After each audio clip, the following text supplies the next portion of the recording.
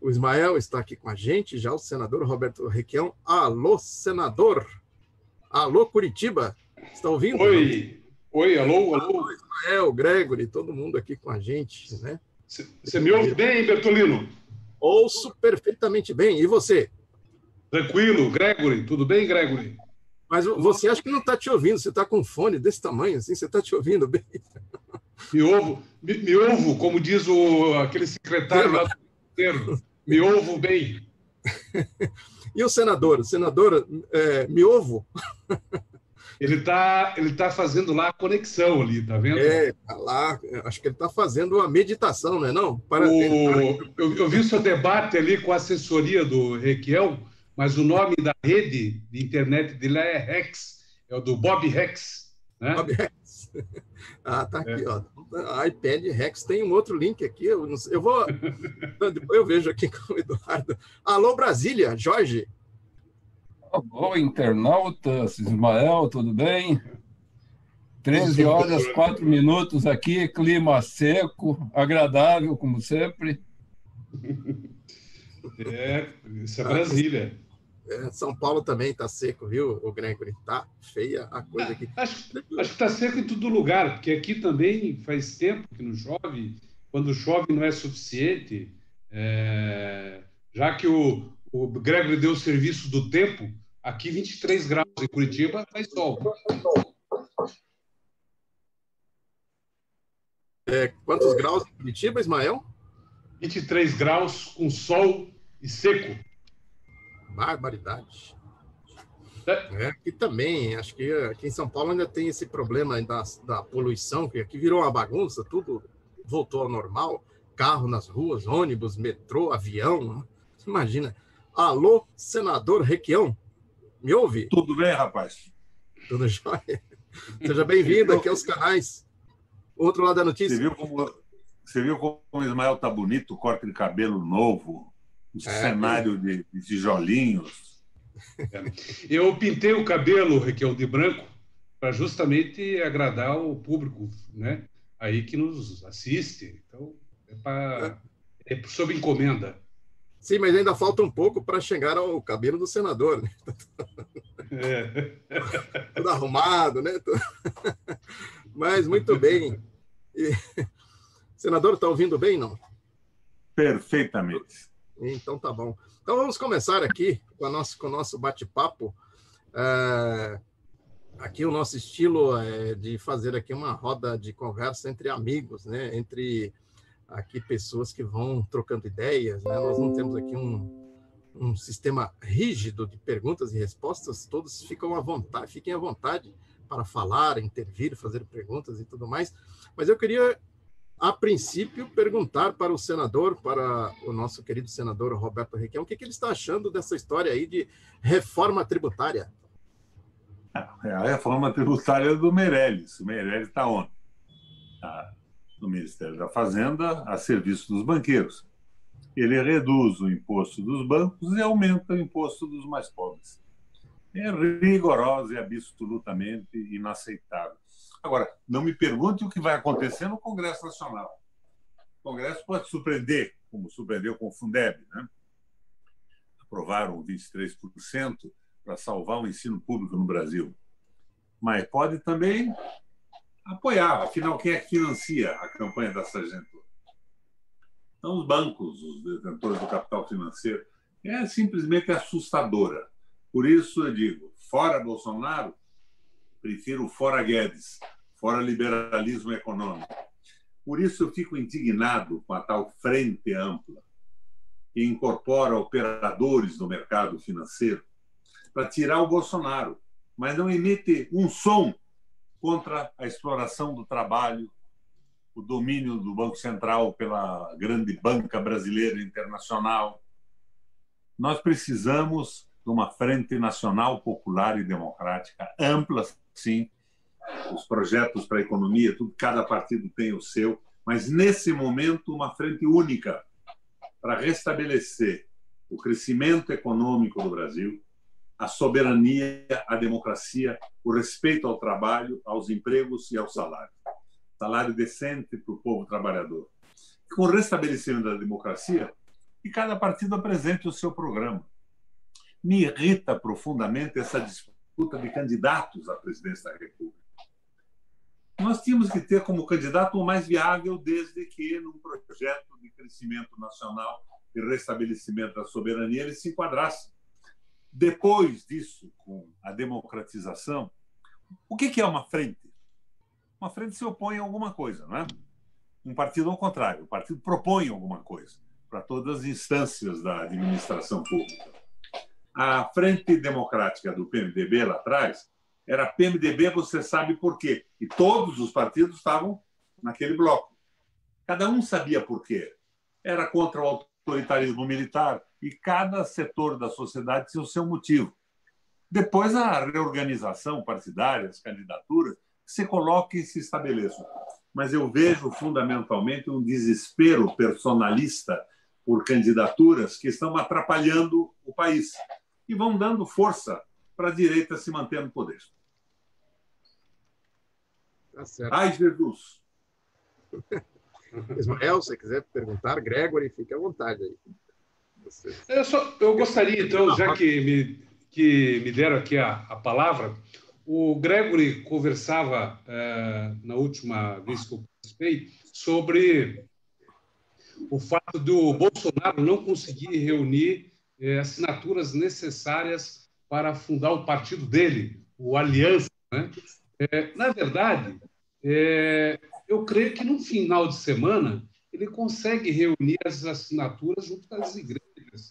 Enfim, ele tem o aparato estatal e isso não é nenhuma dificuldade para um presidente da República organizar um partido.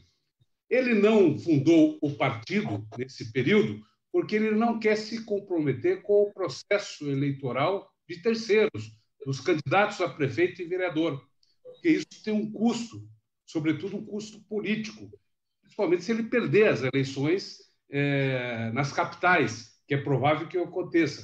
Então, ele optou em segurar o partido e deixar para depois das eleições municipais. Eu acredito que, num fim de semana, Grego, ele consiga reunir as assinaturas necessárias para fundar o partido dele.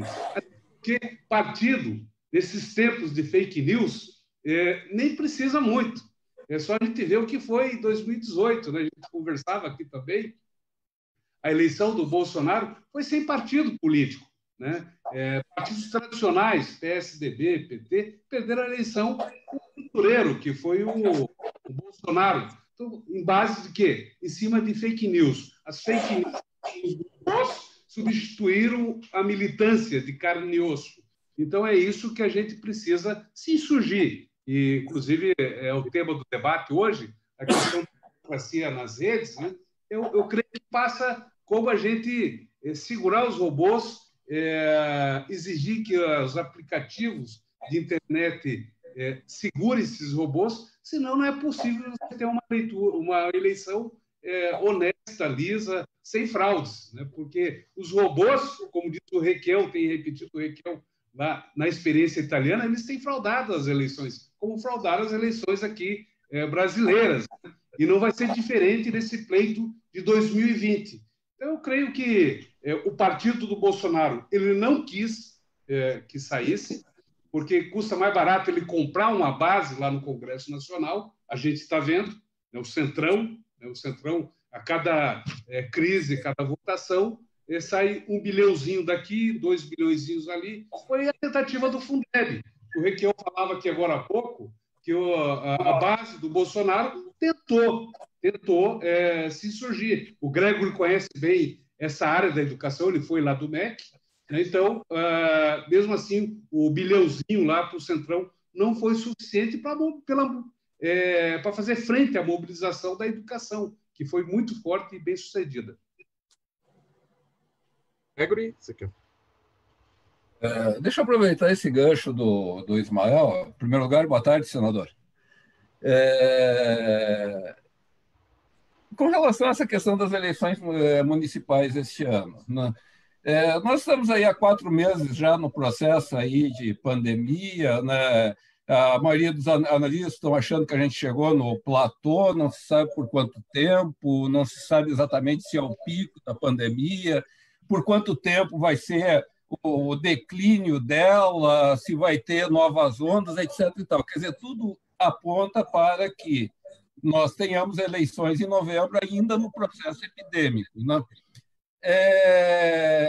Nessas circunstâncias, né, o senador aí que tem larga experiência em eleições, como ele vê este processo eleitoral nessas condições e, na opinião dele, quem se beneficia dessa situação eleitoralmente? Quem estiver no governo. Quem estiver no exercício do poder, puder ser candidato à reeleição, se beneficia. Porque tem a máquina do Estado, a possibilidade dos favores, direcionamento de emendas. Então, o beneficiário é o poder desse mundo. Agora, por outro lado, eu acredito que o Bolsonaro está se esboroando. Eu acho que ele deve ter aí uns 8, 9% de votos fiéis. Não tem mais do que isso. E a opinião pública está sendo contida pela grande mídia, pela Rede Globo e por alguns companheiros bem intencionados propõem a tal Frente Ampla. Frente Ampla foi o governo do Bolsonaro, do Lula. O governo do Lula foi uma frente ampla, social-democracia tupiniquim. Foi bom para o povo. Comeu 3 vezes, aumentou o salário e foi introduzido no mercado de trabalho, no mercado de consumo. Celso Amorim, com uma política externa porreta, fundaram o BRICS. Mas fizeram uma aliança com o capital financeiro. E daí essa frente ampla, para você entender bem como é que ela funciona, 5 ministros do governo da Dilma saíram do seu ministério, eles eram a frente ampla, fizeram a sustentação do governo da Dilma, foram para o Senado, porque eram senadores, e votaram pelo impeachment dela. Será que nós vamos fazer outra vez isso? Outra vez? Facilitando o ingresso no parlamento dessa gente? O parlamento hoje é o mais despreparado da história do Brasil. É um bando de gente que se elegeu com aquela conversa de que políticos são todos corruptos. Então, a condição básica para ser parlamentar era não entender nada de economia, nem de geopolítica, nem de saúde pública, nem de mobilidade urbana, nem de soberania. Puseram esse bando de tolos lá que estão sendo comprados. Agora, tem um limite para a compra. Eu me reporto aí a um amigo nosso, o Antônio Gramsci. Não existe o canalha absoluto. Canalha absoluto é uma figura de literatura. Todo mundo não se acredita um canalha e vive segundo as suas circunstâncias.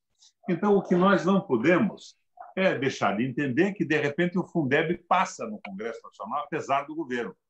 Que a canalice não é absoluta. Mas daí a nós montarmos uma frente de cima para baixo, com operadores do capital financeiro, o quê? Essa gente toda ingressando nisso, o pessoal do PSDB, e a Lava Jato correndo por fora, lançando a candidatura do Sérgio Moro, é uma coisa demoníaca, prendendo agora, pretendendo prender ou acusando o Serra de crimes prescritos que não levarão a nada, e fazendo uma acusação direta ao Alckmin. Eu tenho horror do PSDB, mas ninguém vai me convencer, sem uma prova contundente, de que o Alckmin é corrupto. Não me parece ser esse o negócio dele. Então, esse é o jogo da Lava Jato para criar um movimento contra a corrupção que foi administrado a partir dos interesses americanos.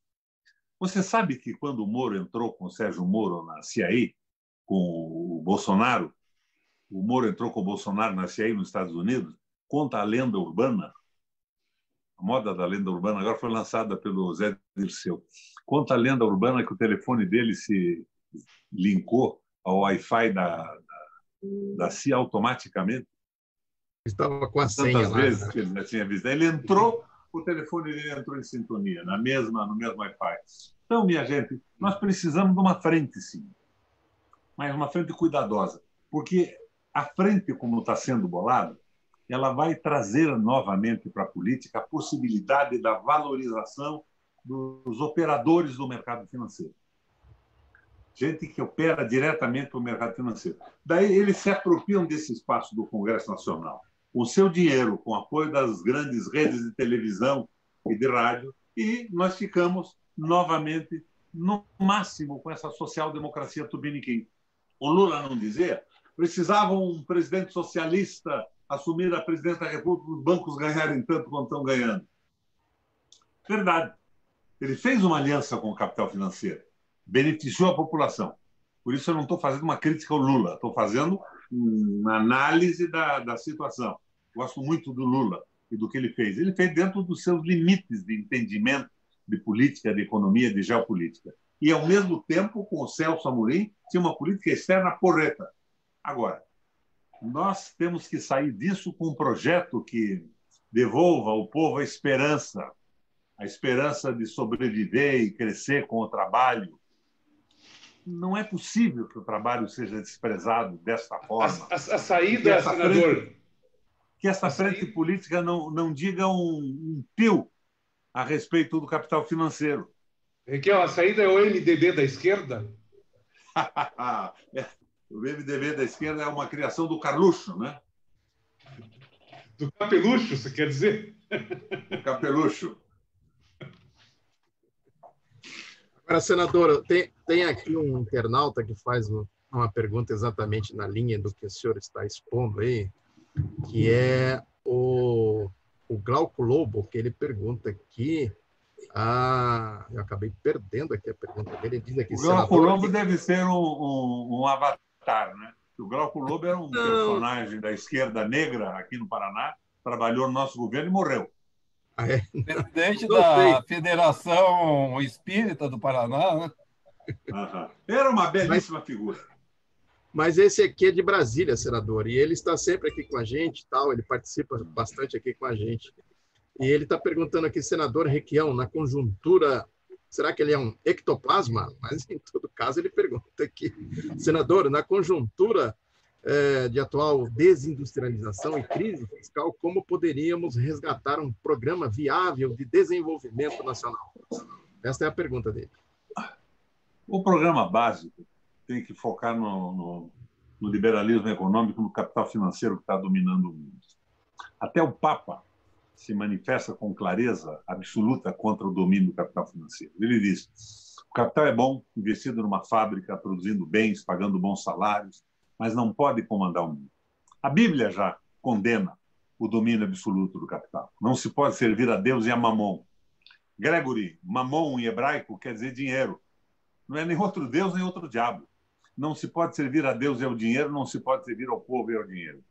Nós temos que ter um projeto que focalize a soberania nacional, que proponha com clareza o que no passado já propusemos lá na Frente de Soberania Nacional do Congresso, que os compradores de empresas nacionais estratégicas necessárias para o nosso desenvolvimento tenham que devolvê-las sem indenização.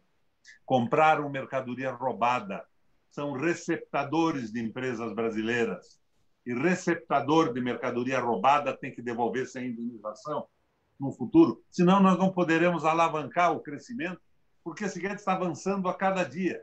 Veja, as novas propostas de nacionalização de empresas fundamentais para o desenvolvimento do Brasil, isso na contramão do mundo inteiro. Esta boçalidade absoluta que foi a facilitação da privatização da água, quando Berlim, quando Londres, quando Paris estão de novo estatizando, porque água não é mercadoria, não pode dar certo. Com água cara, com eletricidade cara, a própria iniciativa privada não consegue avançar. Ela passa a ser uma produtora de excesso de capital, com preços absurdos, e ninguém mais anda se submetendo de forma absoluta a elas. E elas estão sendo privatizadas na mão de quem? Do capital financeiro.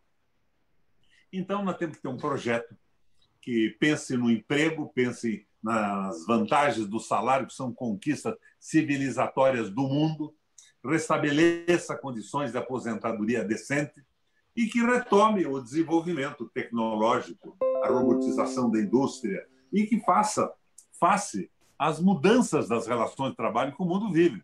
Eu não vou dizer para você que não precisamos de algumas mudanças na legislação trabalhista. Sim, mudanças importantes, mas não a sua extinção o sacrifício e a semi-escravização dos trabalhadores. Nós temos que ter um projeto que empolgue o Brasil, que devolva a esperança, a democratização do país, que os partidos se organizem e discutam as suas propostas para a economia, para a administração pública, para as relações internacionais. Mas, no momento, é frente. E frente se caracteriza por se opor a alguma coisa. Nós nos opomos ao liberalismo econômico. O que eu vejo é o Ciro se opondo ao PT, um raciocínio que talvez o livro Os Engenheiros do Caos, do Giuliano da Empoli, explique. Estou até recomendando esse livro, achei absolutamente genial, já recomendei aí para o Ismael. E não estão pensando numa frente de restabelecimento da democracia, do crescimento econômico e da valorização do povo brasileiro. Nós temos que sair dessa briga de bugio.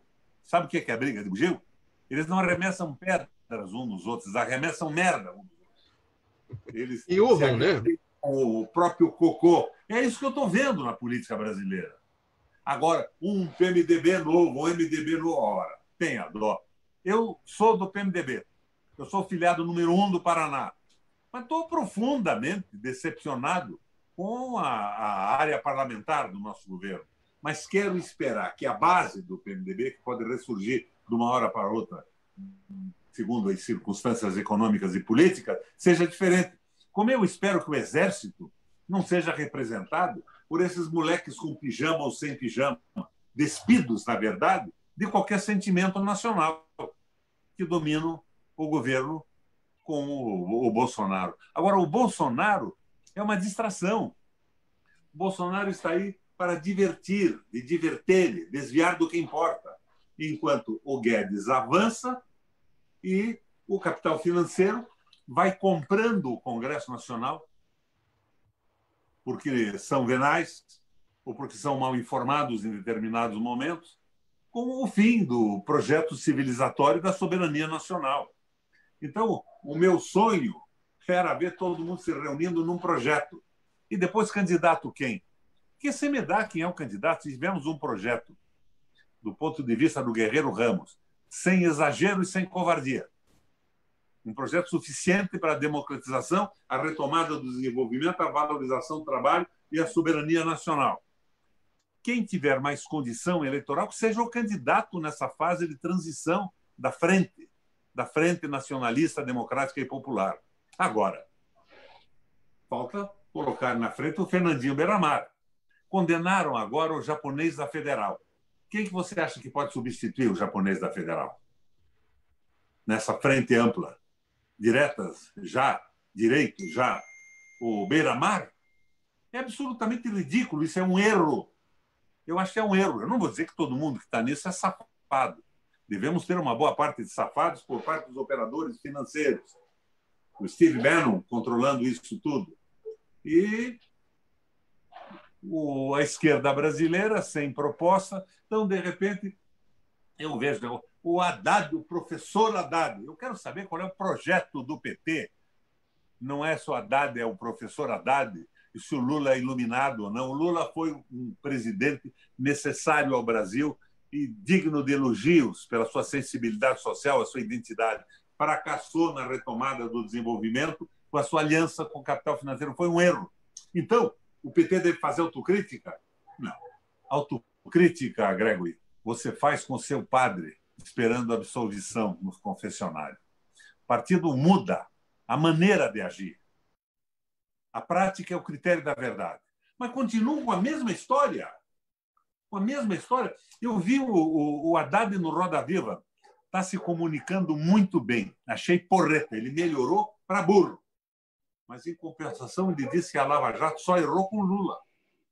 Porra, a Lava Jato errou com Lula, entregando o Brasil, desmontando a engenharia brasileira e tudo mais.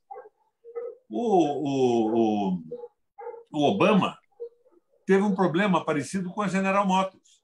Ele estatizou a General Motors, botou os dirigentes, com o apoio do Judiciário, do Ministério Público, na cadeia. Depois, privatizou de novo, que a obrigação dos Estados Unidos não é fabricar automóvel. Mas veja a diferença, ele preservou a engenharia americana, os empregos.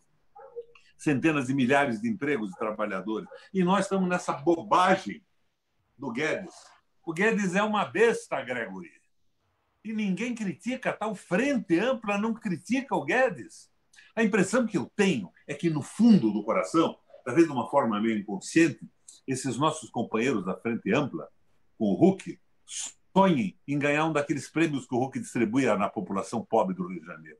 Uma geladeira, um fogão, um eletrodoméstico. Ou reformar o carro, né, senador? Reformar o carro, talvez, alguma coisa assim. Mas, senador, eu queria te perguntar o seguinte, né? Porque quando o senhor fala desta questão da crítica ao Paulo Guedes, é essencialmente a crítica ao programa do Paulo Guedes. Nós entendemos perfeitamente bem isso, né? Ou seja, a ideia, né, o projeto que ele tem, que foi... É um projeto liberal, que já fracassou na Europa, que impede a Merkel de governar. Agora, a essência da questão, senador, aí que eu queria te perguntar, a essência da questão passa por formulações políticas, né? Eu queria que o senhor comentasse um pouco isso, quer dizer, à medida em que o senhor fala da Frente Ampla, né, fica, pelo menos para mim, uma interrogação sobre quais seriam os caminhos que a gente poderia construir para fazer um movimento político no sentido de dar consequência a uma oposição ao programa do Paulo Guedes, né? Com todos os seus entornos, com todas as suas formulações políticas. Então, eu queria que o senhor considerasse um pouco por esse ponto de vista. Você quer saber qual é o caminho? O que eu estou dizendo para você é que a Frente Ampla é o pedágio que entrega a concessão da política para o capital financeiro e aumenta o custo para o povo. O caminho é o que você está fazendo aí, Gregory.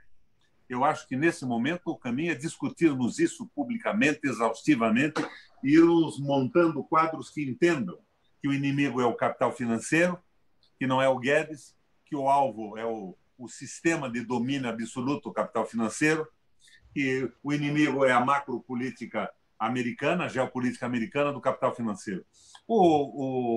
Aquele produtor de amendoim americano, você deve conhecer, o Ismael gosta muito de amendoim.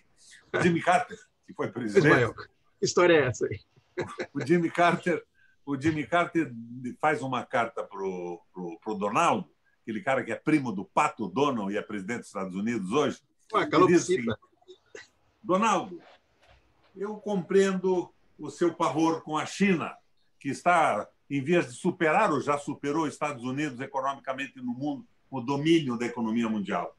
Mas você tem que entender, Donaldo, que nas últimas décadas, principalmente as 3 décadas, os Estados Unidos não se preocupou com tecnologia empresarial, com elevação do nível de produção, com tecnologia nova das empresas, com robotização, com circulação de pessoas e bens nos Estados Unidos. E, enquanto isso, gastou com as Forças Armadas 300 trilhões de dólares. Pensando no quê? Em dominar as fontes de energia e de minerais estratégicos no mundo. Se meteu em guerras, derrubou presidentes, aniquilou países, provocou êxodos desesperados na Ásia. Enquanto isso, a China, que foi explorada num primeiro momento, quando o capital americano se recusava ao processo civilizatório americano de pagar melhor para os seus trabalhadores, e foi para a China, que não tinha proteção do trabalho. Enquanto isso, a China foi sacrificada, produzindo em massa, a baixo custo, para os capitais americanos ganharem muito dinheiro. Mas a China foi assimilando tecnologia, foi robotizando a sua indústria, foi elevando o nível de tecnologia na produção industrial do país inteiro. Acabou construindo a Rota das Sedas, que é um novo plano Marshall. Construiu novas cidades, como a Inglaterra do pós-guerra, as New Towns. A China cresceu economicamente sem a violência militar e sem interferir em outros países em busca do domínio do domínio das fontes minerais e geradoras de energia. Então, diz o Jimmy Carter, você tem toda a razão. Nós erramos esse tempo todo e os chineses estão crescendo. Bem, nessa história toda, por que nós paramos? Em 1980, Gregory, você era menino ainda. Eu lembro de você tomando sorvete numa praça em São Paulo.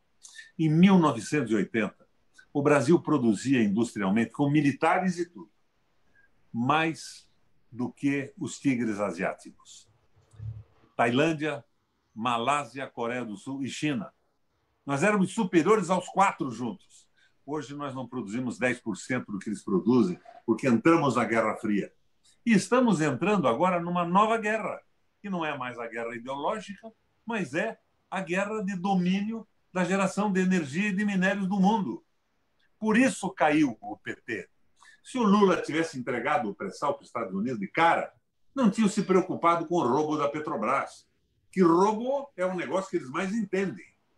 Agora, não estou dizendo para você que nós, brasileiros, não temos que nos preocupar com os ladrões de empresas públicas, do patrimônio público. Cadeia para eles. Eu me animei com o início da Lava Jato, mas depois eu vi que a Lava Jato não estava contra a corrupção, ela estava contra o desenvolvimento industrial do Brasil e a posição soberana do Brasil no mundo. O Moro vivia nos Estados Unidos. E essa lenda urbana de que ele entrou na sede da CIA e o seu telefone entrou em sincronia com o Wi-Fi imediatamente, não me parece infundada. O Zé Disseu diria que é uma lenda urbana. Eu acho que não é uma lenda infundada. E agora, depois que eles conseguiram derrubar a visão nacionalista e desenvolvimentista de um país soberano, eles estão simulando o combate à corrupção do PSDB. Eles agora denunciam o Serra, o Zezinho Serra, o nosso amigo, só porque todos os possíveis crimes estão prescritos. E acusam o Alckmin de ladrão. Eles estão querendo dizer que eles são realmente combatentes da corrupção. Enquanto isso, nós vamos vendo o Brasil aluir, o direito dos trabalhadores desaparecer. E nós vamos montando frente com o Rodrigo Maia. E no dia seguinte, o Rodrigo Maia bota em votação a carteira verde e amarela. Gregory, vão à puta que pariu. O Gregory está aí do seu lado esquerdo, ele está quietinho, só ouvindo. Quem está falando aqui é o Oswaldo Bertolino, senador. E o Ismael está ali também. Mas o Gregory pode falar aí à vontade. Deixa eu aproveitar e fazer uma pergunta aqui para o senador.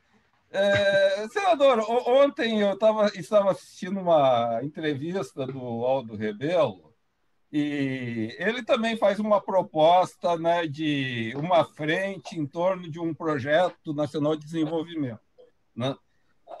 No entanto, é o seguinte, ele deixa claro que a proposta dele é uma proposta de uma frente eleitoral, porque na avaliação dele, ele coloca o seguinte, ele acha que não há ameaça à democracia, né? E que as ameaças do Bolsonaro são meras bravatas, né? Então, que a nossa democracia não está em perigo. Eu lhe pergunto o seguinte, qual a sua opinião? Existe uma ameaça real à democracia ou são meras bravatas do Bolsonaro? Segundo, a sua proposta de uma frente programática, ela é uma proposta de uma frente eleitoral? É uma proposta de uma frente eleitoral para este momento de superação do governo do Guedes e do Bolsonaro. Concordo com o Aldo. O Bolsonaro, nesse circo que é o Brasil, é o palhaço do picadeiro. Ele está divertindo a população, distraindo a opinião do Brasil, enquanto avançam nas empresas públicas e no modelo econômico de uma forma alucinada. Eu acho que, quanto a isso, o Aldo tem razão. O Aldo é meu amigo há muitos anos. Vocês sabem disso. Mas eu, às vezes, não sei exatamente o que o Aldo está propondo. Eu tenho participado com o Aldo de alguns debates. Outro dia participei de um do Rio de Janeiro, depois fomos tomar uma cachaça lá numa churrascaria, batemos um papo e tal. Eu perguntei um dia que convoquei o Vilas Boas para o Senado o que ele achava do Aldo. Ele disse, não é um comunista, é um patriota.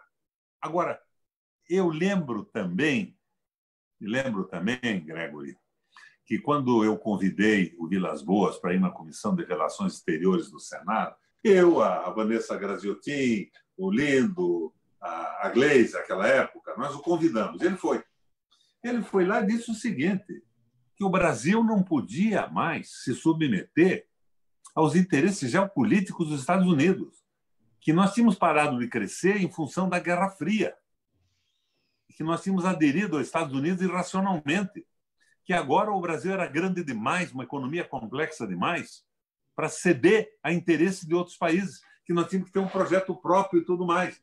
Agora, de repente, ele é o principal apoiador do Bolsonaro. Eu não entendo essa gente. Quando o general Heleno protestou em relação à Raposa Serra do Sol, eu fui obrigado a concordar em algumas coisas com ele. Se nós tivéssemos dado autonomia para os indígenas, amanhã ou depois eles podiam dar uma concessão daquilo para qualquer outro país, para extração de minérios, para exploração da floresta, fazer o que quiserem com aquela área fantástica, e podiam a ONU resolver que aquilo era uma nação com território e se destacava do Brasil. Mas, de repente, ele é o homem da terra plana. O que aconteceu com esses militares de pijama? De pijama, sem pijama, mas despidos de uma noção de soberania nacional, de defesa do Brasil, defesa do emprego dos brasileiros, de valorização do trabalho. Enlouqueceram completamente. Não corre risco a democracia? Tem 6 mil militares no governo. O que você acha disso? Eu acho que não corre risco apesar disso. Eu acho que o Exército não é representado por esses generais de pijama ou sem pijama. São 500 mil homens no Brasil. Assim como eu acho também que o Judiciário não é aquele palhaço de Santos que agrediu o guarda municipal que o mandava colocar uma máscara. Mas, de qualquer forma, eu não sou cego para não saber que todos esses juízes que condenaram o Lula, que atropelaram o direito, passaram por Harvard, por ensinamentos ministrados por cursos da Embaixada e dos consulados norte-americanos. Nós estamos numa guerra híbrida, mas não acho que eles tenham essa força toda. Não acredito. Como é que eles estão tratando o coronavírus? Eles querem a resistência epidemiológica em massa. Você sabe de onde é que vem isso? É uma prática veterinária. Se você tem um rebanho, vamos dizer, com 50 mil cabeças de gado, e uma praga qualquer, uma doença avança no rebanho, em determinado momento ela contamina 60% do seu gado, você chega à seguinte conclusão: é melhor deixar que ela avance na totalidade do que gastar dinheiro com a cura e a assistência do gado que ainda está vivo e não pegou. Eles não se incomodam, eles veem o seguinte: é mais barato deixar a contaminação avançar do que tentar curar. Mas nós não somos gado, nós somos gente, eles estão fazendo isso com o povo brasileiro. Eles estão defendendo um modelo liberal, econômico, e o povo é efeito colateral. Agora, para mim, o Bolsonaro é efeito colateral disso tudo. Me irrita um pouco quando só batem no Bolsonaro e esquecem do que eu espero que a gente esteja fazendo aqui, de explicar e deixar claro que o liberalismo econômico, o capital financeiro são os inimigos do Brasil e do mundo hoje, e que nós temos que superar isso. O nosso processo civilizatório, o Lula é outra coisa. Aqui no Paraná, Gregory, coisa de 15 dias, começaram a assaltar caminhões de frango para comer na estrada, perto de Ponta Grossa. Nós vamos voltar para o período pré-PT, pré-MST, que o MST, que é tão detestado pela direita, organizava o povo e transformava a violência numa reivindicação que, se satisfeita, evitava a violência social. Então, nós estamos voltando para aquele período. E se nós não tivermos um projeto que mobilize esses 70% que são contra a política do Bolsonaro, que pode virar 80%, 85%, amplo como uma frente num primeiro momento, um candidato que seja viável, que não me importa qual seja. Pode ser o Dino, pode ser o Ciro, pode ser o Haddad. O Haddad tem que desistir dessa história de Banco Central independente. Mas com um projeto claro, nós restabelecemos a democracia, a esperança do povo e reinauguramos um processo de avanço civilizatório no Brasil que já vinha ocorrendo. Agora, se nós continuarmos nessa brincadeira de frente do Hulk para ganhar uma geladeira, um eletrodoméstico, um ferro de passar roupa com vapor, não vai ser a lugar algum.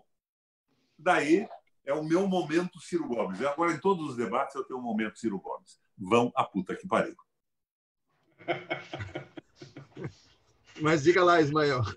Então, eu bem concordo com essa questão da economia, porque se não houver desenvolvimento nesse processo de pandemia, nesse processo que a gente está de crise das instituições, sobretudo, a gente não tem como superar tudo isso. Nós não temos como enxergar luz no fim do túnel. Então, é fundamental que a gente tenha esse projeto de desenvolvimento. Até mesmo, eu falava com vocês em outro momento aqui, que na história da humanidade, as pandemias elas só se curavam, se resolviam, não com vacina, mas com desenvolvimento. E o que fazem o Guedes e o Bolsonaro? Eles jogam contra o desenvolvimento. Basta que tivesse políticas excessivas. Quando você tira salário, quando você tira emprego, você tira a possibilidade de conforto às famílias, você está aprofundando a depressão econômica e jogando milhões aí do rebanho, né, para a depressão política, para a marginalidade total do consumo, da produção. Então, isso tudo, o desenvolvimento ele é fundamental. E essa frente do que o Requião fala, do que a gente está falando aqui, ela tem que ter, principalmente, essa preocupação desenvolvimentista. É só o desenvolvimento que vai fazer com que a gente retome o nosso projeto civilizatório. Caso contrário, é isso, é que o Requião fala. É o desastre, é a nossa extinção como povo, como civilização, né? E o triunfo dessa turma aí, que é da barbárie, né? Que é o Bolsonaro, essa turma do Bolsonaro e também do Paulo Guedes. Também concordo com essa questão de que não é o Bolsonaro, é o Guedes. Inclusive, quando o pessoal critica e acusa o Bolsonaro de praticar genocídio, eu creio que falta ali, no mínimo, 2 ou 3 personagens. Um deles, com certeza, é o próprio Guedes, e outros são os caras do Congresso Nacional, que é o presidente lá, o Botafogo, e o Alcolumbre, que são os caras que estão colocando as pautas em votação. Eles fingem que briguem com o Bolsonaro ali, mas daqui a pouco estão lá com o Guedes, fazendo a foto e pegando toda a proposta na íntegra. Veja lá, a reforma tributária. O que consiste a reforma tributária? Eles querem dar o seguinte, a conta da reeleição do Bolsonaro para a gente pagar. Ele quer o seguinte, não desenvolver o país, não retomar o desenvolvimento, ampliar o desemprego, e só que dando daí o seguinte, a esmola do auxílio emergencial até 2022. E como que ele vai pagar isso? Ele vai pagar com a CPMF aí das transações eletrônicas, a nova CPMF. Ele quer que o setor que ainda produz alguma coisa pague isso. O setor que ainda tem algum fôlego pague essa conta da reeleição dele, à custa disso tudo que a gente está vendo. Então, a proposta é bem clara, é uma proposta anti-emprego, anti-desenvolvimento, que aprofunda essa miséria e para garantir a reeleição do Bolsonaro em cima desse auxílio emergencial pago pela gente, pelas transações eletrônicas, e pagamentos eletrônicos, e também com muita fake news, né? Bastante fake news, os robôs operando. Ele acredita que com essa fórmula ele vai se reeleger. E, na retaguarda, o Congresso Nacional, o Guedes, o Rodrigo Maia, o Alcolumbre, que votam absolutamente tudo que quer o governo. Eu queria perguntar... Fala, Gregory, pode falar. Eu queria emendar a seguinte pergunta, né? Por isso até perguntei para o senador se a proposta dele era de uma frente eleitoral, né? Pela seguinte questão, né? Nós estamos atravessando um processo pandêmico e da forma, né, concordo com o senador, da forma que está sendo conduzido, né, do ponto de vista sanitário, vai ser um desastre absoluto, né? Quer dizer, já está sendo, não vai ser, né? Vamos chegar ao final dessa pandemia aí com, né, milhares e milhares de mortos, né? Mas o problema não é só a questão da crise sanitária, né? Essa crise sanitária também está resultando e vai resultar numa crise econômica, né? Quer dizer, estimativas não, será a maior retração econômica da história desse país, ou seja, vai ser a maior crise econômica da história desse país, e com ela as consequências sociais também, né? Isso aí já para 2021. Minha pergunta é o seguinte, né? Não se trata somente da questão democrática, né? O país suportará essa situação até 2022, na opinião do senador? Sem um projeto que restabeleça a esperança no desenvolvimento, não. Não.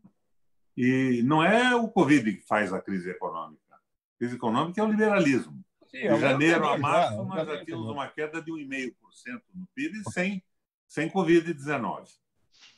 Eu não tenho dúvida alguma. Agora, como é que o mundo saiu disso, Gregor? Como é que a Alemanha saiu?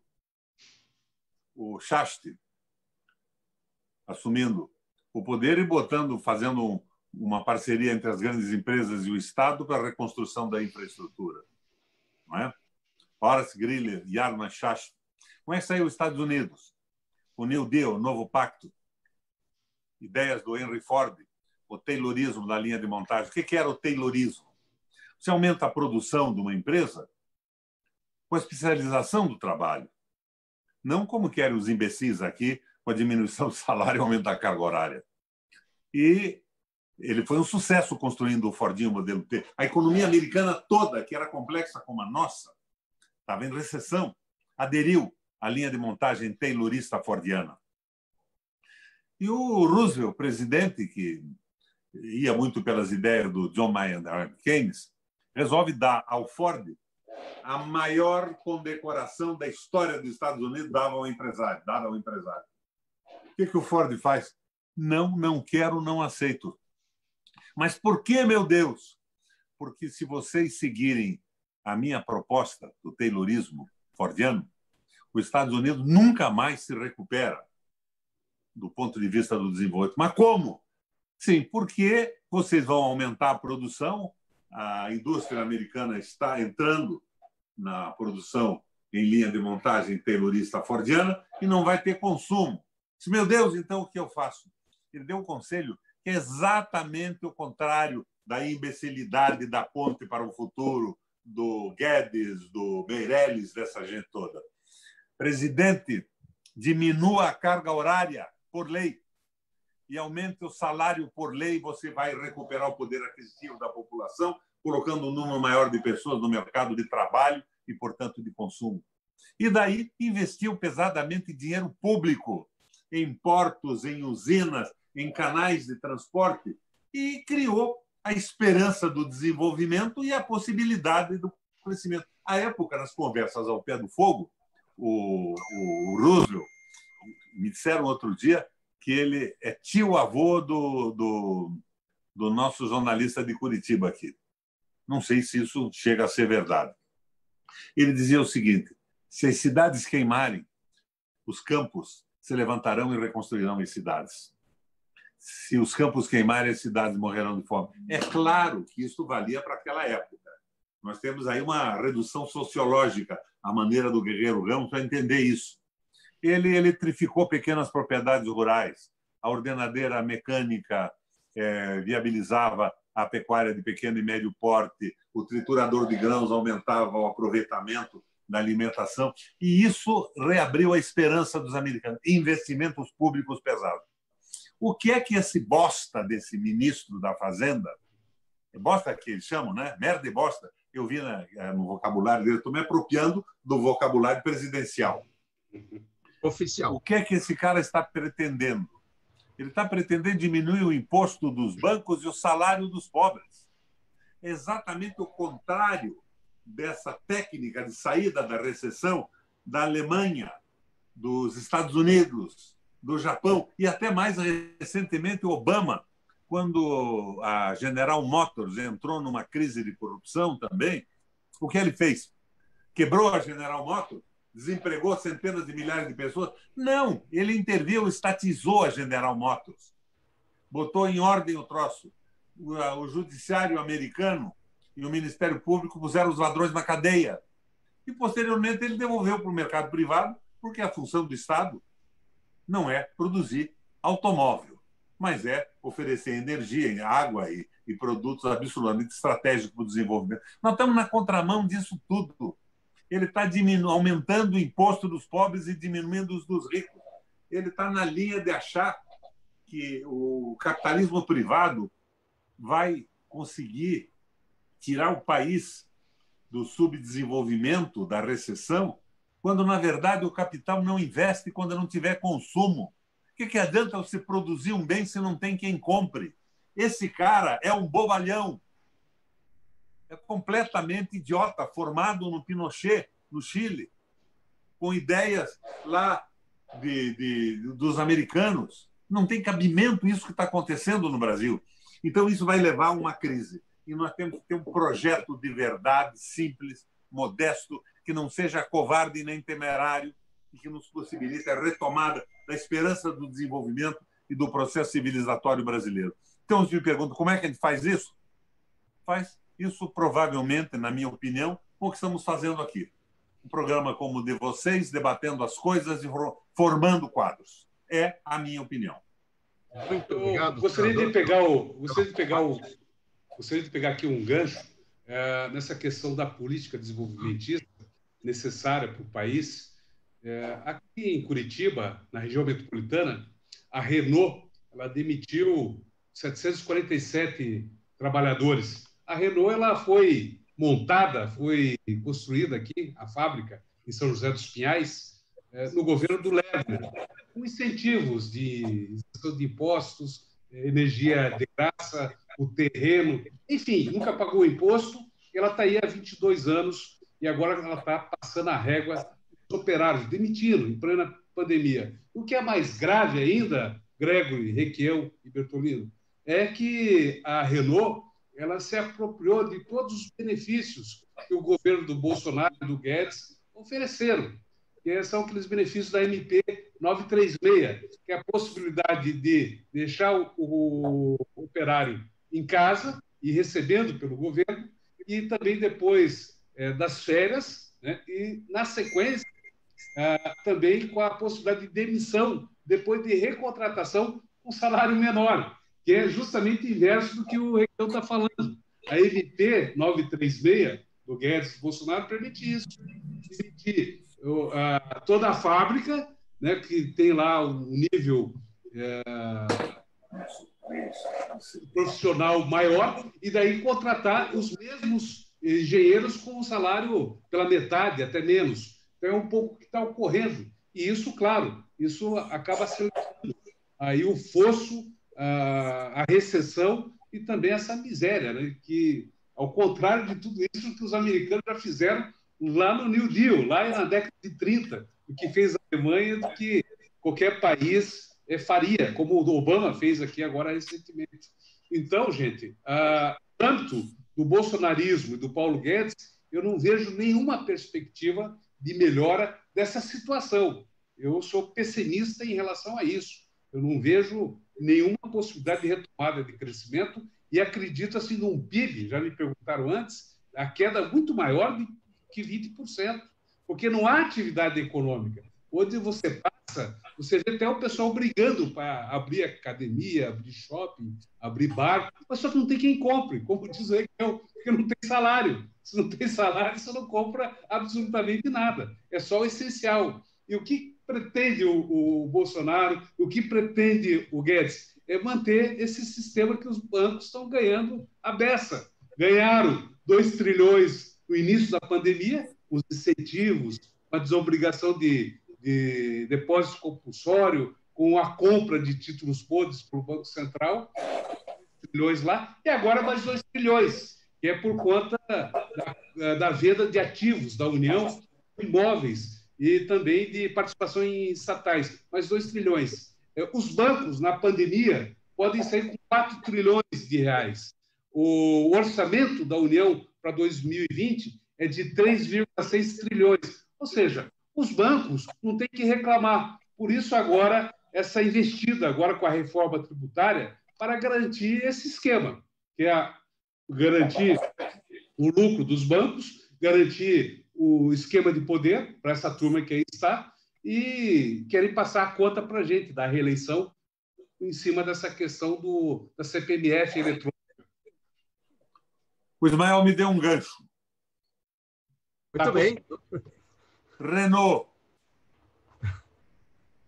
Eu nunca suportei os privilégios da Renault no Paraná, porque ela estava vendendo o carro subsidiado pelo Estado de impostos que não pagava. De repente, eu saí do governo, o poderoso Beto Richa se elegeu governador e o filho da puta do presidente nacional da Renault veio ao Paraná. Ele fez um discurso junto com o Beto Richa, que ele tinha vindo ao Paraná no meu governo, nunca tinha sido recebido pelo governador, nunca tinha tomado banho junto com o governador, nem almoçado na casa do governador, mas com o Richa era outra coisa. Ele tinha sido extraordinariamente mais bem tratado. Que eles chegaram a pensar em sair do Estado. Imagina se alguém, num processo de corrupção maior do que o nosso, ia oferecer mais vantagem do que nós a eles. Parênteses. O Papa da globalização, Lester Turoff, declarou em determinado momento que o erro básico do Brasil foi dar vantagem para as montadoras de automóvel, porque a grande vantagem que o Brasil tinha era um mercado de consumo de automóvel que o mundo já não tinha mais na mesma escala. Tudo bem. Este cara voltou para o Japão e foi acusado de 1000 coisas, está foragido. Ele aproveitou da sua ascendência árabe e ir para um país árabe que não tem extradição com o Japão. Bandido, vagabundo. E o Beto está aí, de tornozeleira no pé, com medo de sair na rua. Então, vocês vejam como é esse jogo do capital, as vantagens das multinacionais. E aqui no Paraná, Ismael, parece que o Estado do Paraná abre mão anualmente de 11 bilhões de reais em desistência tributária para manter essas empresas e quer diminuir salário de professor, acabar com férias de funcionário público. É uma ratonice que o Ratinho está fazendo. Então, isso é o liberalismo econômico. Daí me reclamam, Requião, o Ratinho não está fazendo nada, ele se esconde. O que é que ele pode fazer?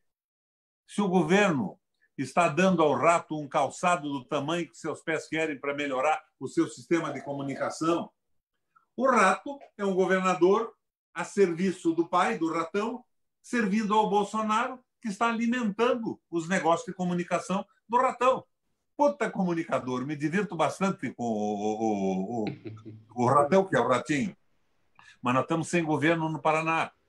E os cabras da Renault estão pagando agora, fora do Brasil, porque aqui é elogio para os empresários ladrões, pagando o preço do que fizeram com a Renault no mundo. Então, minha gente, nós precisamos do projeto, nós precisamos discutir, nós precisamos de emprego, de salário, de consumo, como o mundo inteiro fez em cada momento que a recessão atropelou a Alemanha, os Estados Unidos, o Japão e tudo mais. Não tem outro jeito. Não tem outro jeito.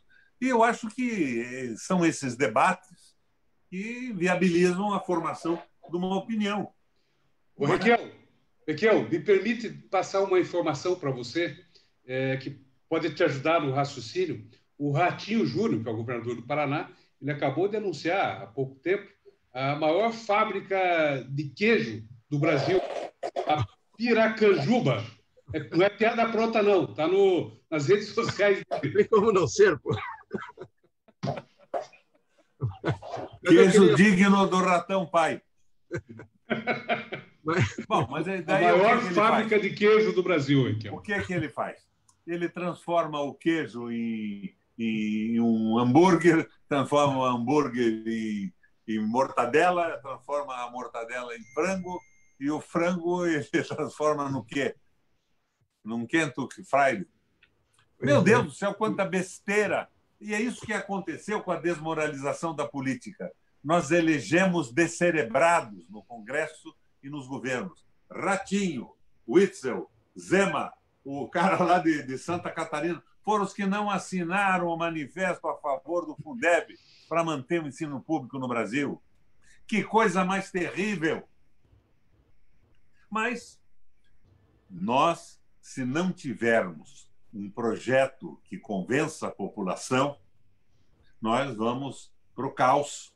E o caos pode gerar um governo de extrema esquerda que não vai se sustentar, ou um governo de extrema direita que não vai se sustentar também, mas vai custar vidas, progresso e desenvolvimento possível no país.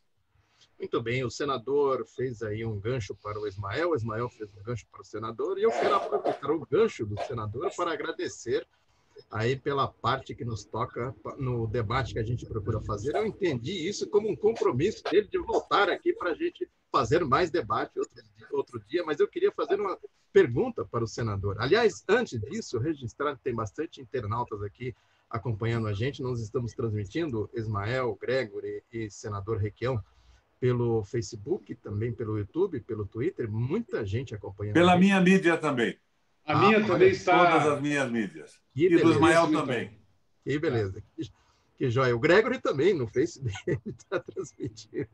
Mas, enfim, eu queria agradecer a todos e pedir as desculpas por conta da dinâmica aqui. Não dá para atender todas as questões, mas eu quero mandar um abraço para o Zenir Teixeira, que lá de Curitiba está acompanhando a gente aqui. Também a Lidiane, que disse aqui, senador, que a educação foi a melhor do Paraná na época em que o senhor foi governador. Mas eu queria pedir para o senador fazer aqui um esclarecimento. Ele falou aqui algumas vezes, ele sempre fala do Guerreiro Ramos, que foi uma figura muito importante na nossa história. Era um baiano, negro, não é isso?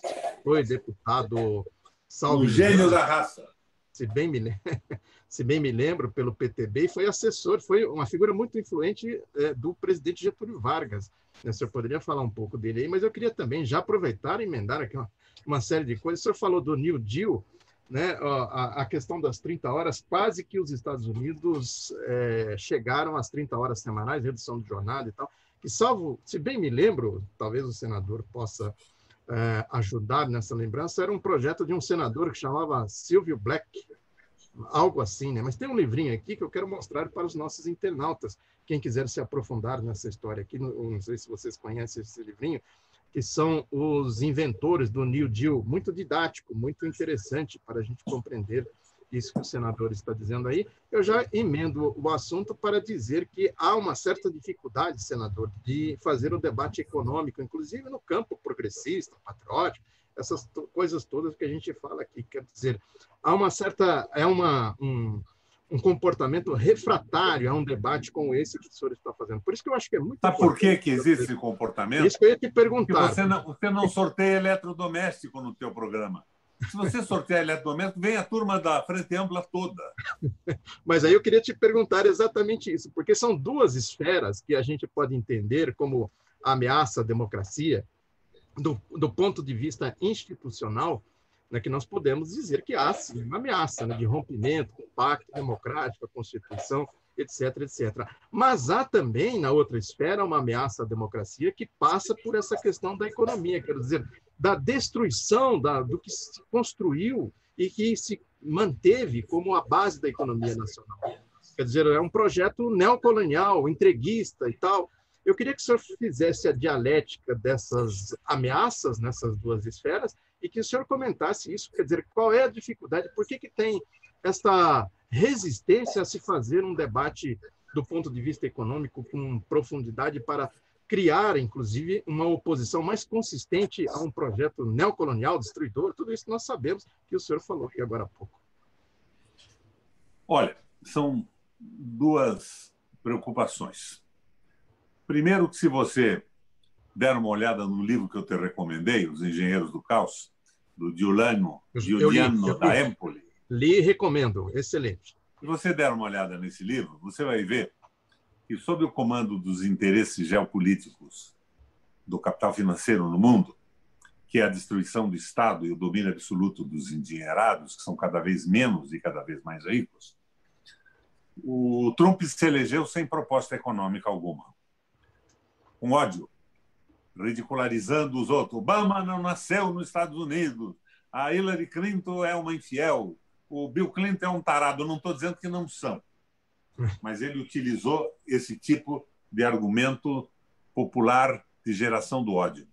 Na Itália, o palhaço, não me lembro o nome do palhaço, que montou aquela frente, nunca abordou uma proposta econômica. É sempre trabalhando no ódio. No Brexit, os ingleses de direita recebiam pelo WhatsApp um tipo de notícia. O Banco Central alemão está impedindo o verdadeiro crescimento da Inglaterra. Já o pessoal de esquerda recebia outra notícia. O Banco Central alemão está tirando o dinheiro das políticas sociais do mercado comum europeu e da Inglaterra. Cada um uma proposta, mas eles não tinham proposta. Trabalham no ódio. E esse trabalho é que construiu a eleição do Bolsonaro. Bolsonaro não tem uma proposta para nada. Ele é um malandraço. Quando o Fernando Henrique privatizou a Vale, Ele defendia a Vale, ele tem que fuzilar o Fernando Henrique, entreguista, bandido. Depois ele entrou no jogo do Guedes e no jogo dos Estados Unidos, do Steve Bannon e tudo isso.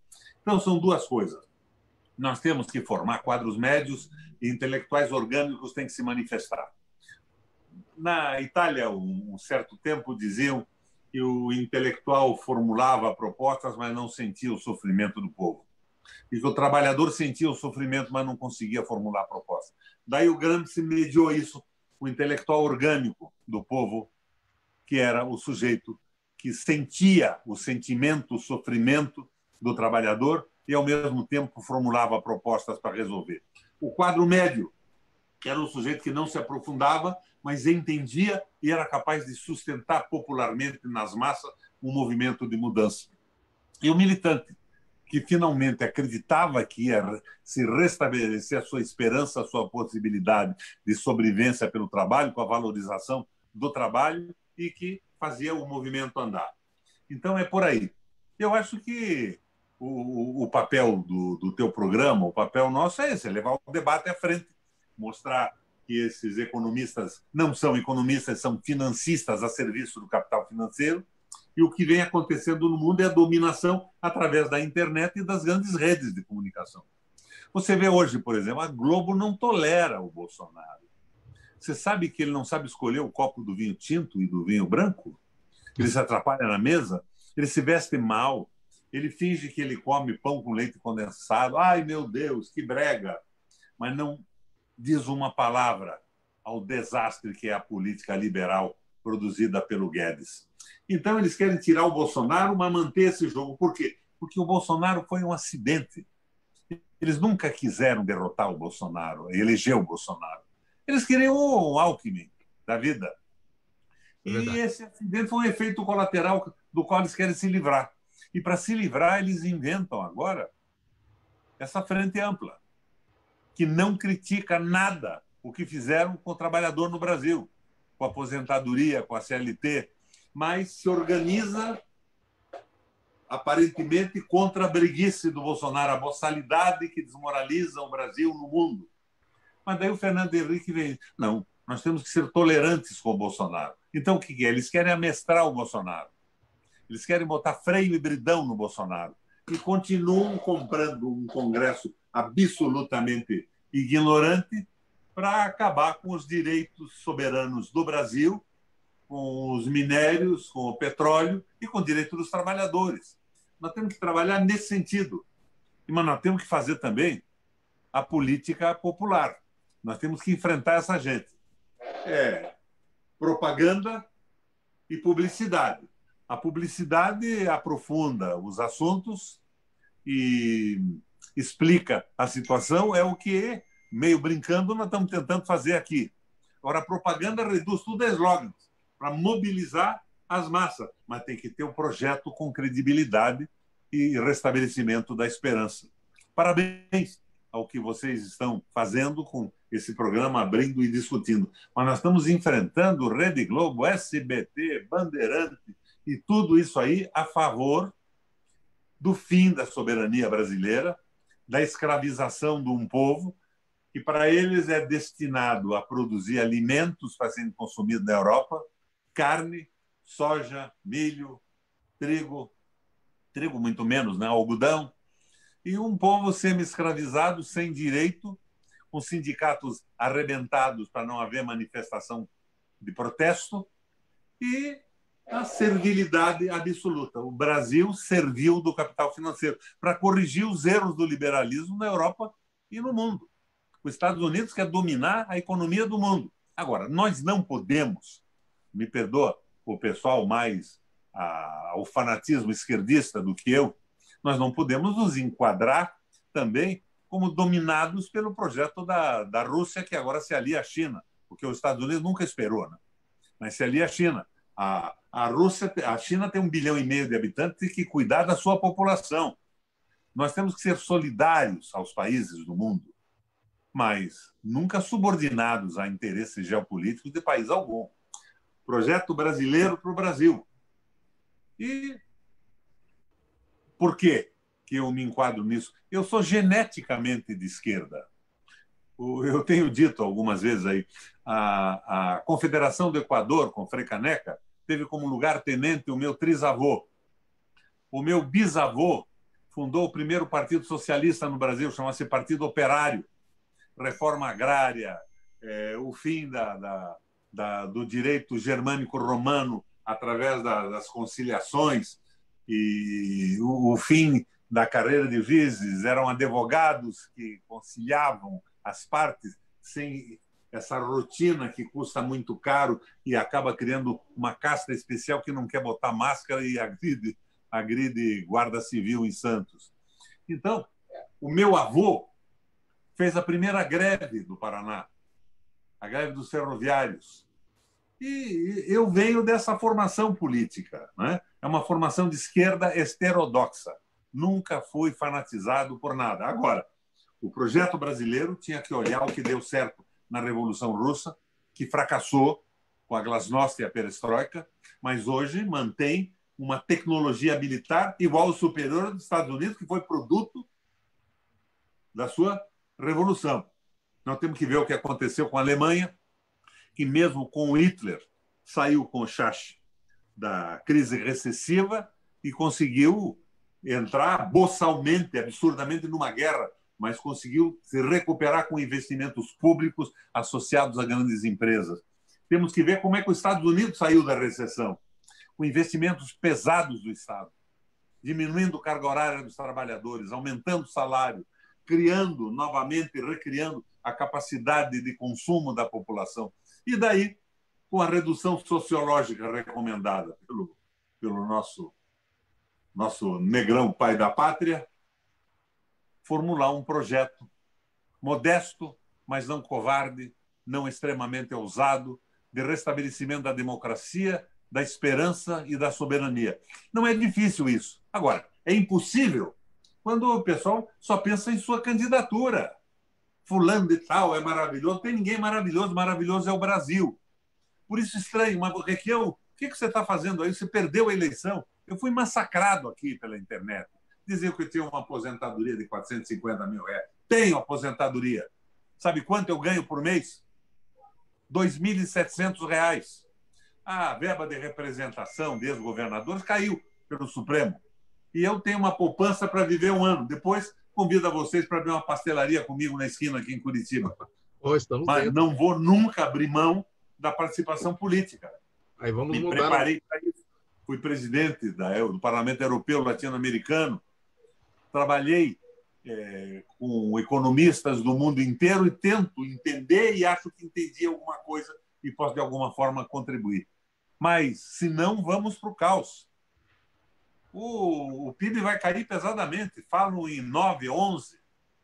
Em maio caiu 13,5%.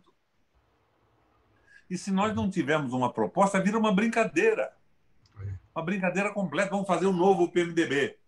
Novo PMDB. Vão convocar de novo o Gedel e quem mais? O japonês da Federal, o Gedel e quem mais? Quantos banqueiros? Minha gente, esse país é maravilhoso, mas ele tem que ter um projeto próprio. Ele não pode se subordinar aos interesses geopolíticos de frente russa e chinesa e muito menos de capital financeiro com os Estados Unidos e consenso de Washington. Mas temos que ir à luta. Eu estou disposto a isso e acho que vocês estão. Senão, não estaríamos todos aqui a essa hora da tarde batendo um papo na internet com quase 15 pessoas assistindo. Aqui é o seguinte, segundo o Ibope, o programa aqui bateu a Globo. A pesquisa também confirmou. Pode não ter batido no público, né? Mas bateu de chinelo. Pois é, mas com certeza. O nome do rapaz lá, o palhaço lá italiano, é o Beppe Grillo.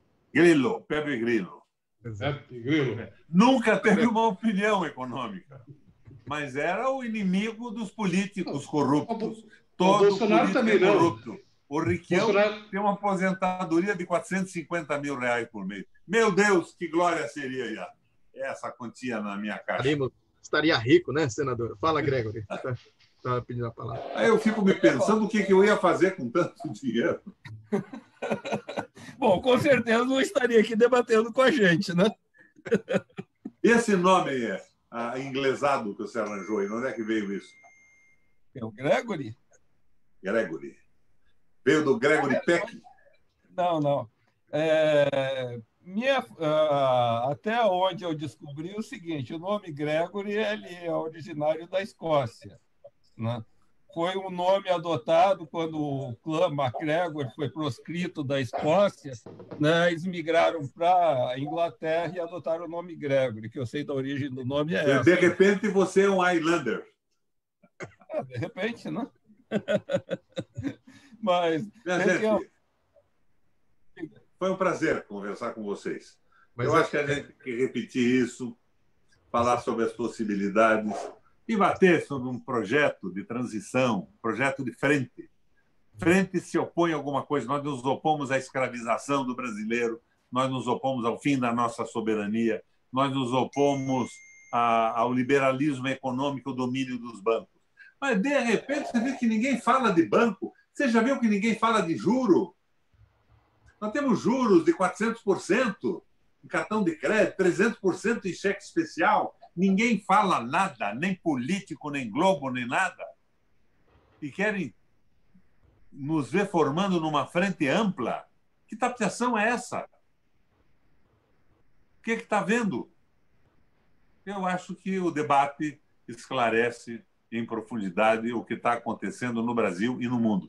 E acho que essa pandemia oferece uma oportunidade de reexame dessas relações das sociedades do planeta. Ou não. E o não é se nós não fizermos nada para isso. Muito bem. A gente não pode abusar aqui da paciência do senador, senão ele não volta mais, né? Então a gente tem que ir para os finalmente aqui. Mas teria coisas aí, por exemplo, o Ismael esteve aqui com a gente, senador, recentemente, e deu uma aula sobre essa questão das manipulações da internet e tudo mais, nessas questões aí que o senhor falou do engenheiro do caos, engenheiros do caos, né? E o senhor, de passagem, mencionou isso aí, que o senhor foi vítima disso, né? Sua eleição custou, né, exatamente por conta dessas manipulações, né? Eu queria que o senhor fizesse aí algumas considerações finais falando um pouco disso, e o Ismael e o Gregory fiquem à vontade, se vocês quiserem perguntar mais alguma coisa. Senador, só para o pessoal pensar. Todas as pesquisas de opinião dos grandes institutos diziam que eu seria o senador proporcionalmente ao número de eleitores do seu estado mais votado do Brasil. Eu era o senador eleito. Todo mundo me pedia para fazer declarações de apoio em outros estados, do pessoal progressista e nacionalista. Gravei vídeo para todo mundo. No dia 7, eu era o senador eleito. No dia 8, eu perdi a eleição. Para o Oriovisto, que morava na Alemanha à época, dono do Positivo. Aliás, vendeu o Positivo já botou na rua também 1000 professores, né? O Arnes, que era um senador com uma atividade muito rasa também, e, de repente, eu perdi a eleição. Perdi numa semana, 3, 4 dias, porque o Requião era milionário, R$450 mil por mês, o Ministério Público dizendo que eu tinha me envolvido na corrupção do pedágio. Uma ação muito filha da puta, né? Eles não diziam o quê nem nada. Todos os governos eram envolvidos, o governo do Requião também. E eu entrei com 41 ações contra o pedágio. Você sabe como é que se manifestou nas 41, o Ministério Público Federal e o Estadual? Em todas as 41, se manifestou a favor dos concessionários, menos o Celso 3, lá em Guarapuava, que tomou uma posição séria num determinado momento, que logo depois derrubaram a sentença que ele conseguiu. Estavam jogando junto com o crime, com o roubo, mas estavam tentando montar um movimento político a favor dos Estados Unidos, do liberalismo, alguns com consciência e outros, apesar de serem do Ministério Público, serem completamente idiotas em política, em economia, em geopolítica, sobre o que está acontecendo no mundo. Todos querendo aparecer, utilizando o grande cenário da grande imprensa, da grande mídia, e deu no que deu. O Moro, que me empolgou no começo, acabou ministro do Bolsonaro, ministro do cara que queria fuzilar o Fernando Henrique, 30 mil brasileiros, e achava que negro era um personagem que a sua família jamais se envolveria porque não era promíscua. Você veja, um tipo desse teve como ministro o Sérgio Moro, ou seja, um é a cara do outro, são a mesma coisa, não sabem o que estão fazendo, estão subordinados à opinião, cooptados pela vaidade ou por dinheiro, e fazendo conferências por aí para bancos, banco disso, banco daquilo, banco que o Huck é propagandista, como é o nome daquele triplo X? Hã? Pactual, não é? Não, o banco do Itaú aí de apoio financeiro. XP. Hã? XP. Esse troço ganhando dinheiro, sabotando o Brasil de uma forma consciente ou inconsciente. Nós temos a obrigação de reconstruir. Temos uma dívida com os trabalhadores, temos uma visão clara da importância do trabalho produzindo bens no mundo, e a sociedade brasileira não pode regredir à Idade Média na mão dessa gente toda. Agora, se continuarmos brincando de endeusar fulano e ciclano sem proposta, sem programa, sem nada, nós estaremos indo mal. Eu espero que a gente vá bem e saia dessa entaladela. Valeu, minha gente. Uma boa tarde para vocês. Boa tarde, boa tarde. Posso falar aqui, então? Pode falar. Já faz as suas despedidas também? Eu só gostaria de retomar a que a gente já discutiu, e agora com a presença do Requião, com a história, com o relato dele aqui, sobre essa questão das fake news, né, que a gente falava no outro debate, de que você liderar todas as pesquisas e, na reta final, vem os robôs e destrói a reputação, uma candidatura com uma facilidade incrível. Então, são programas, né, que eu já até disse qual linguagem é utilizada, que é a linguagem Python, que fazem o esquema da repetição das mensagens, e, inclusive, os comentários ganham vida própria, porque é em cima de inteligência artificial. Então, já tem um programa, é um programa desenvolvido lá pelo Elon Musk, né, lá aquele rapaz da Tesla, né, e a Microsoft. Então, são esses programas GPT-2, né, que é desenvolvido lá nos Estados Unidos. É inteligência artificial, que muitos jornais, inclusive, já estão utilizando, substituindo o jornalista, Grêmio. Nós que somos jornalistas, e o Requião também pela máquina. Eu vou dar um exemplo concreto de como, recentemente, a gente teve a presença das máquinas produzindo uma notícia, uma fake news.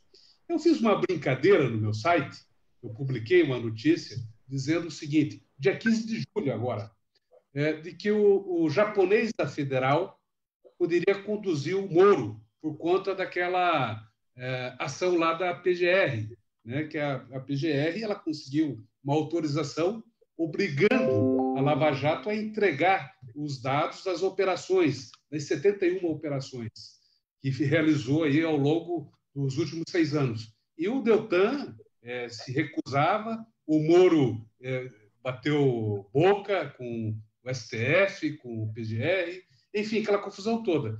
E havia aqui a discussão de que, a qualquer momento, a PGR poderia realizar uma operação, como está realizando desde ontem, uma operação aqui no Ministério Público Federal do Paraná em busca desses dados.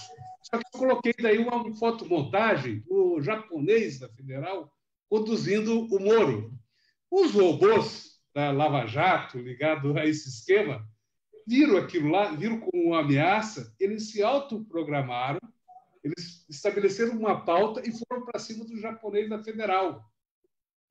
O Requião também fez uma brincadeira, disse que o japonês da Federal iria para a frente ampla. E isso aguçou os computadores, os algoritmos, que pautaram, foram requentaram uma condenação do Japa, que é de 2019, escreveu a matéria, os robôs, e distribuiu essa pauta, como é da Lava Jato, então é tida já como presume-se verdadeira. Ninguém checa. O jornalismo nas redações ninguém checa.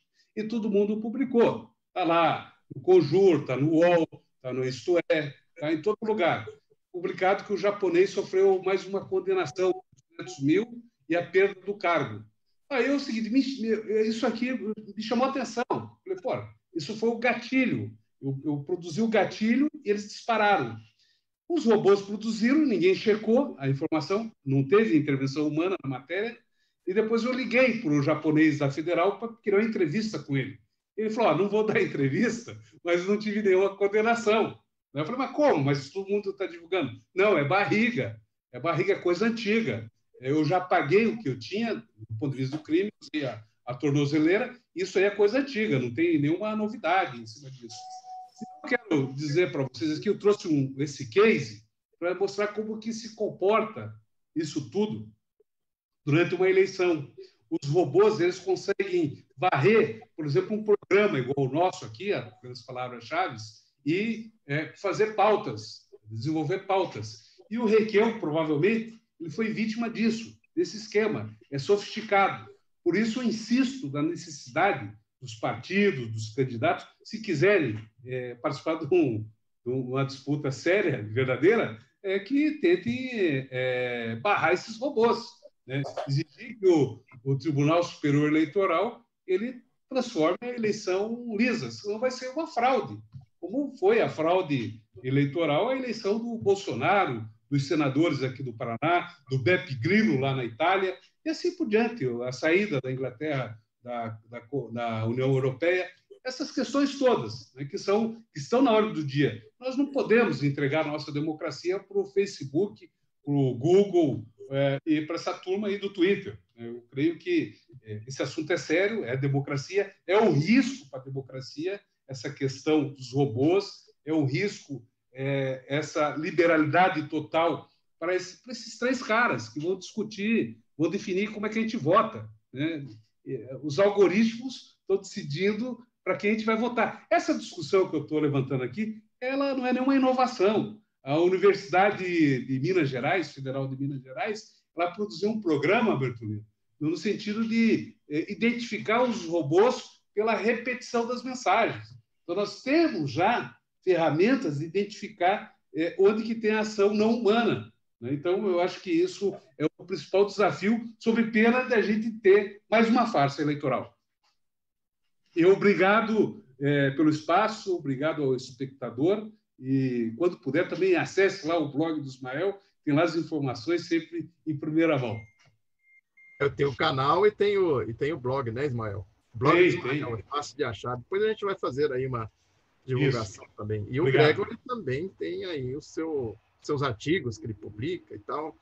Né? Pedir para o Gregory fazer as suas despedidas. O Manfredini fugiu do debate hoje? Está de folga. Gazeteiro. Está gazeteando. O Manfredini ficou com medo do Requião? Qual é a história? Eu acho que sim, viu? Bom, eu não vou lá hoje, não, porque senão o senador vai me pegar pelo colarinho. Ismael, eu ia comentar exatamente isso com o Requião, hein, Requião? Requião, esse programa aqui é o seguinte, ele é um programa do Oswaldo Bertolino, que apesar de há anos estar em São Paulo, ele é originário de Maringá, né? Eu estou aqui em Brasília desde 2003, mas também sou originário do Paraná, né? Os dois colegas de escola do Sérgio Moro? Não, calma. Inclua fora dessa. Sérgio Moro só apareceu em Maringá, eu estudei em Maringá também, né? Comecei no movimento estudantil, lá no movimento estudantil em 79, né? Então a gente brinca. O Moro apareceu em Maringá depois que eu e o Bertolino saímos de lá, porque se a gente tivesse ficado lá, não tinha Sérgio Moro, viu? Mas que eu queria comentar o seguinte, então, né, exatamente isso. Agora, o Ismael está participando, eventualmente também, trouxemos o senhor aqui, né? Ou seja, além do bom debate aqui neste programa, ele também está servindo para resgatar a imagem do nosso Estado, que foi manchado por Sérgio Moro, Dallagnol, né, e outros aí. Né? Foi um prazer tê-lo aqui. Né? Eu diria até que teria uma série de outros assuntos aí para abordar, né? A gente aproveitar a sua opinião, né? Então espero que tenhamos outras oportunidades de prosseguir esse debate. Muito bem. Então, o meu agente para fim de participação é o Ismael Moraes. Viu, Ismael? Então, ele cobra uma porcentagem do meu cachê. Em cima dos 2.700 que ele recebe lá, eu pego uma percentual, né? Um auxílio emergencial. Ele está falando do cachê do programa aqui. Não? Eu acabo de receber aqui em casa, de uma amiga que veio de Santa Catarina, uma caixa com camarões maravilhosos, Pistola. Eu vou me dedicar agora ao meu almoço. Vou fazer esses camarões, são enormes, então eu vou fazer na grelha. Uau! Daqui a pouco eu passo aí. E tem que ter uma cachaçinha também, como o senhor falou, que foi tomar com Aldo e tal. Eu tenho 440 garrafas de cachaça aqui em casa. Eu sou um cachaceiro militante. Quando a gente for em Curitiba, né, Gregory? Nós vamos almoçar lá na casa do senador. Eu, quando vou lá na casa do Ismael, é outra coisa. São bebidas finas, cervejas importadas e tal. Aqui em casa é cachaça de Morretes, do Morro da Fumaça e de Salinas, em Minas Gerais. Tem uma boa em Jandaia do Sul que chama Companheira. Muito boa, recomendo. O senhor deve conhecer, imagino, mas é muito boa. Mas eu quero agradecer muito a presença do senador. Fica aqui, portanto, já o compromisso de que o Ismael vai acertar a volta do senador aqui brevemente. Agradecer aqui os internautas, pedir de novo as desculpas por não dar a atenção devida. A gente aproveitou a dinâmica do programa. Esse debate que a gente fez aqui eu considero fundamental, essencial, pegar. Eu acho que tem, a minha opinião é essa, que nós temos um déficit, uma deficiência para tratar essas questões mais a fundo, né? Questões do projeto liberal, neoliberal, ultraliberal, neocolonial, seja o que for, mas, sem dúvida alguma, um projeto de destruição da nação, né? Isso precisa ser debatido, na minha opinião, com profundidade, e o senador trata isso com muita propriedade. Agradecer muito a presença do senador, sempre uma conversa riquíssima, entrevistei ele recentemente, nós falamos de Maringá, viu, Joaquim? Recentemente nós conversamos, eu falei para ele, você é da terra do Marreco, de Maringá e tal, mas eu falei, não, mas ele é de outro lado, eu sou de um lado, ele é de outro. Mas, enfim, nós temos dois movimentos da direita hoje, a patologia do Bolsonaro e a marrecologia do Sérgio Moro. Exatamente. Agradecer o Jorge, que é da nossa bancada sistemática, também o Ismael Moraes, que está vindo para a nossa bancada também, está participando aqui com a gente regularmente também. Aí ele participa quando ele quiser, né? Se você quiser fazer as transmissões também no seu blog, no seu canal, Ismael. Agradecer muito a participação de vocês, sempre importante. E é isso, e amanhã a gente volta com o professor Legione. Vamos conversar com o professor Legione sobre, basicamente, a gente trata com ele dessa questão da geopolítica. Isso um pouco o senador falou, dos blocos, China, Rússia, nos Estados Unidos, então ele é um especialista sobre essa questão da geopolítica. Estão todos, portanto, convidados, inclusive o senador, a nos assistir, e o Ismael e o Gregory, evidentemente, são da bancada, estarão aqui com a gente. É isso e tchau! Tchau, gente. Tchau. Abraço. Obrigado. Valeu.